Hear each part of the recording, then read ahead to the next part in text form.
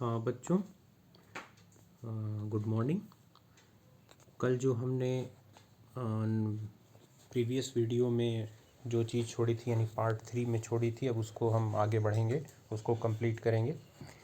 Previous video में बच्चों हमने डिसाइड किया था कि हम सिविल कोड ऑफ 1804 को पढ़ेंगे, जिसको हम लोग नेपोलियनिक कोड के नाम से भी जानते हैं। बच्चों, इसमें नेपोलियन ने जब फ्रांस और फ्रांस के बाहर यूरोप के बहुत सारे भाग पर कब्जा किया तो उसने बहुत सारे रिफॉर्म्स किए, सुधार किए हर लेवल पे, चाहे वो इकोनॉमिक लेवल पे, चाहे एडमिनिस्ट्रेटिव लेवल पे। तो उसने कुछ नियम बनाए, कुछ कुछ ऐसे कानून बनाए, ठीक है, जो यूनिफॉर्मली उसने सब पे लागू किए।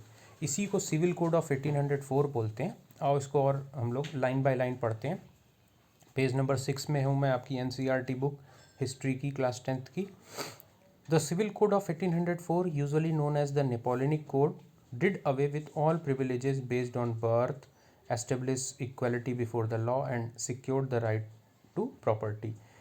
इसमें क्या था बच्चों नेपोलियनिक कोड में कि इसने जो भी जन्म के आधार पर जो भी सुविधाएं या अधिकार मिले हुए थे, जन्म के आधार पे जो अधिकार, जन्म के आधार पे बच्चों अधिकार किसको मिलते थे? जो फ्यूडल्स होते थे, जो एरिस्टोक्रेट्स होते थे, लैंडलॉर्ड होते थे, है ना, जन्म से जो बड़े परिवार में जो जन्म लिया, ठीक है, तो उनको अधिकार मिल जाते थे कई, ठीक है, तो उसको उसने हटा दिया, समाप्त कर दिया।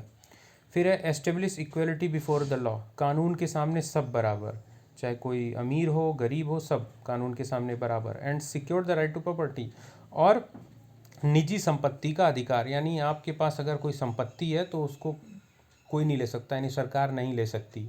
आपने पढ़ा होगा बच्चों लास्ट ईयर फ्रेंच रिवॉल्यूशन में कि किस तरह से जब जैकोबिन गवर्नमेंट बनी, रॉबर्ट्सपियरे बना, तो वहाँ पे जितने भी लैंडलॉर्ड्स थे, फ्यूडल्स थे, बड़े बड़े जो ज़मींदार थे, उनकी ज़मीनें ले ली गईं। सरकार ने उनको ज़मीन को ले लिया, प्रॉपर्टी को ले लिया, उनके बड़े बड़े जो मैंसन थे, बंगले थे, उनको ले लिया, गरीबों में उसको डिवाइड कर दिया, बांट दिया। तो नेपोलियन ने कहा कि नहीं नहीं, ऐसा नहीं होगा भाई, जिसकी जो संपत्ति है वो उसके पास ही रहेगी, ठीक है। This code was exported to the regions under French control, और जो ये कोड था, यानी ये जो आचार संहिता थी या ये जो कानून था, ये हर उस जगह गया जहाँ फ्रांस का नियंत्रण था। यानी नेपोलियन ने फ्रांस के अलावा जिन यूरोप के इलाकों पर कब्जा किया था, वहाँ वहाँ ये नियम लागू किए गए।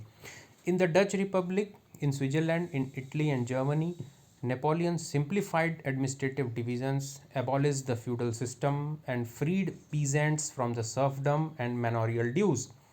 नेपोलियन ने बच्चों जहाँ भी ये चाहे वो डच रिपब्लिक हो, ठीक है, स्विट्ज़रलैंड हो, इटली, जर्मनी हो, नेपोलियन ने जो प्रशासनिक विभाजन था, यानी प्रशासन करने का तरीका, शासन करने के तरीके, जो डिविजन्स थे, उनको काफ़ी सिंप्लीफाई किया, सरल बनाया, ठीक है। फ्यूडल सिस्टम को, सामंतवाद को एबॉलिश यानी समाप्त किया, फ्रीड पीसेंट्स, और किसानों को, जो छोटे किसान थे, उनको मुक्त किया, किससे? फ्रॉम सर्फडम, जो दास प्रथा होती है, और मैनोरियल ड्यूज़। मैनोरियल ड्यूज़ का मतलब बच्चों जो होता है कि जैसे जो किसान परिवार में, गरीब घर में, छोटे परिवार में जो जन्म ले लेते थे, तो पहले की व्यवस्था में, पुरानी व्यवस्था में, वो कुछ भी उनके यहाँ पैदा हो, कुछ भी वो खेत में कुछ भी उपजाएं, सब्जी उपजाएं, अनाज उपजाएं, ठीक है, तो वो ना उपहार स्वरूप ले जा करके जो है चर्च में, सामंतों के घर, इनके घर, जमींदारों के घर पहुंचाते थे कि भैया ये लीजिए।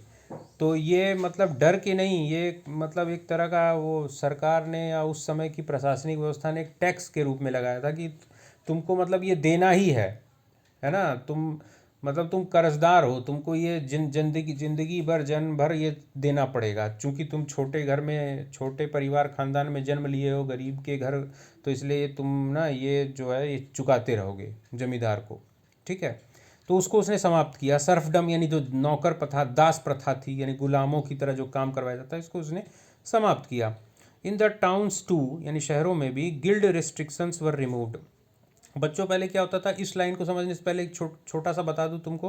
पहले ना क्या होता था कि यूरोप में विभिन्न शहरों में, खासतौर से गांव में नहीं, ग्रामीण इलाकों, शहरों में जो व्यापारी होते थे, बिजनेसमैन होते थे, दुकानदार होते थे, इंडस्ट्रियलिस्ट होते थे, यानी उद्योगपति होते थे, उनकी एक एसोसिएशन होती थी, उनका संगठन होता था, यूनियन होता था, जिसको गिल्ड कहते हैं।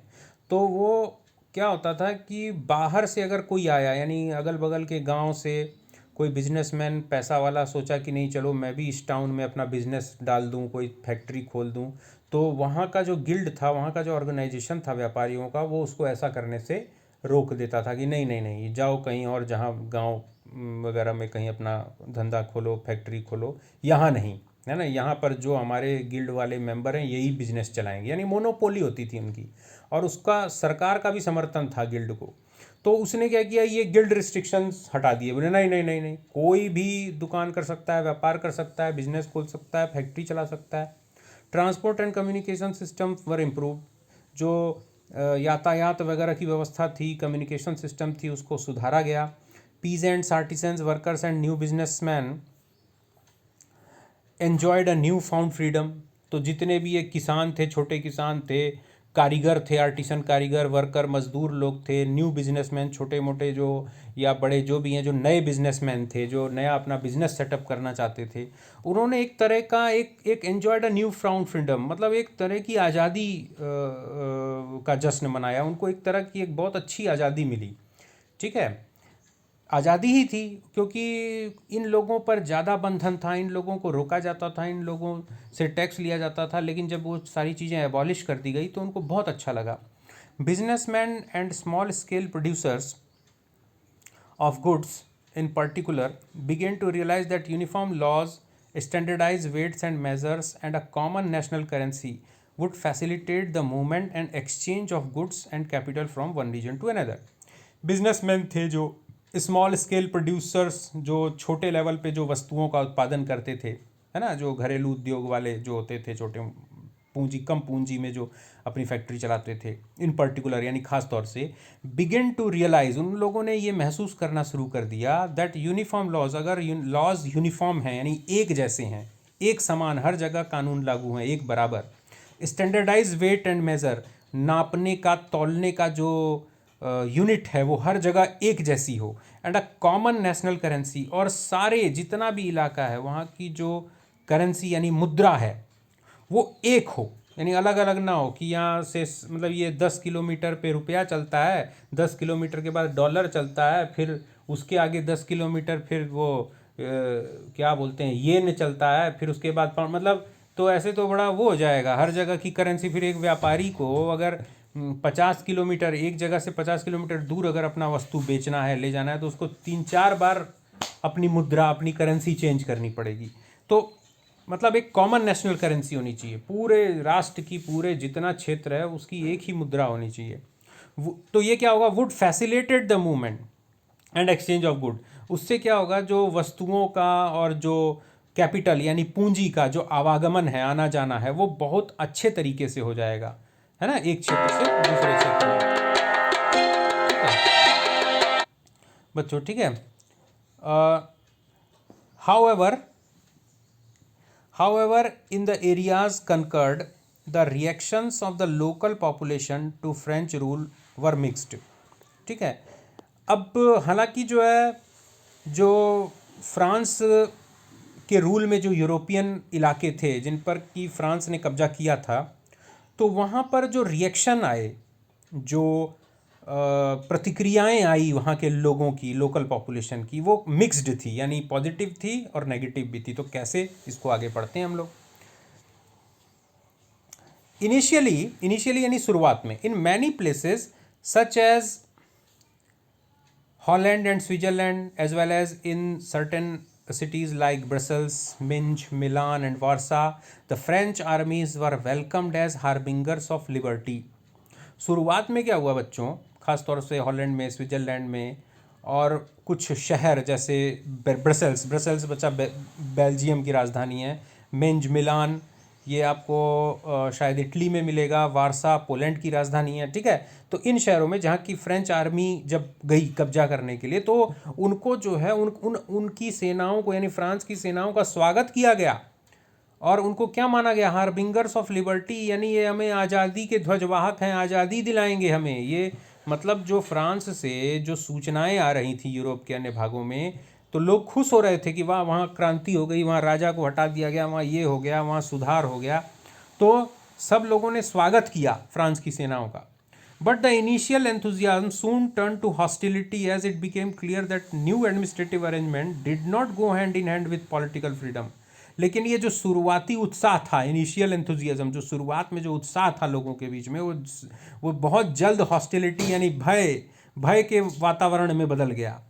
क्यों? क्योंकि ये साफ हो गया था, एज इट बिकम क्लियर, ये साफ हो गया क्या, जो न्यू एडमिनिस्ट्रेटिव अरेंजमेंट हैं, ये जो नए प्रशासनिक प्रबंध हैं, did not go in hand with political freedom, ये आपको राजनीतिक स्वतंत्रता नहीं देने वाले। इंक्रीज, अब क्या इंक्रीज टैक्सेशन, यानी टैक्स वहाँ की जनता पर बढ़ा दिया गया। सेंसरशिप लागू कर दी गई। बच्चों, सेंसरशिप ये होता है कि आप सरकार के खिलाफ कुछ नहीं लिख सकते, है ना, कोई समाचार पत्र में नहीं लिख सकते, कोई सरकार के खिलाफ कोई कविता, कहानी, किताब कुछ नहीं लिख सकते। सरकार उसको बैन कर देगी, उस पर प्रतिबंध लगा देगी, उसको सेंसरशिप बोलते हैं। Forced conscription into the French आर्मीज, जबरदस्ती युवा, वहाँ के जो युवा लोग थे उनको जबरदस्ती फ्रेंच आर्मी में भर्ती कर लेना। क्यों? Required to the rest of Europe, ताकि हम यूरोप के और इलाकों पर, जो बचा हुआ यूरोप है, उस पर भी हम कब्जा कर लें। तो उसके लिए सेना की जरूरत पड़ेगी। तो फ्रांस की आर्मी क्या करती थी, जहाँ भी जाती थी वहाँ के लोकल जो युवा होते थे, जो स्थानीय युवा लोग होते थे, नौजवान होते थे, उनको जबरदस्ती आर्मी में भर्ती करते थे। All seem to outweigh the advantages of the administrative changes हैं। और ये सारी जो चीज़ें हैं, इसने जो है, जो एडमिनिस्ट्रेटिव चेंजेस हैं, जो प्रशासनिक सुधार, जो अच्छी अच्छी चीज़ें थी, उनको हल्का कर दिया। कहने का मतलब ये कि जो टैक्स बढ़ा दिया, सेंसरशिप लागू कर दिया, फ्रेंच आर्मी में ज़बरदस्ती भर्ती करने का काम शुरू कर दिया, इसने नेपोलियन के या फ्रांस के जो अच्छे काम थे उसको ढक दिया। ठीक है बच्चों, आज के वीडियो में बस इतना ही। और नेक्स्ट वीडियो में बच्चों हम the making of nationalism in Europe पढ़ेंगे। ओके। और बच्चों, मैं आपसे यही कहूँगा कि आप ये वीडियो जितना भी देखें और अपने जितने भी परिचित लोग हैं जो क्लास 10th में हैं, उनको ज़रूर ये फॉरवर्ड करें, मेरे चैनल को सब्सक्राइब करें, लाइक करें। Okay, thank you, good bye.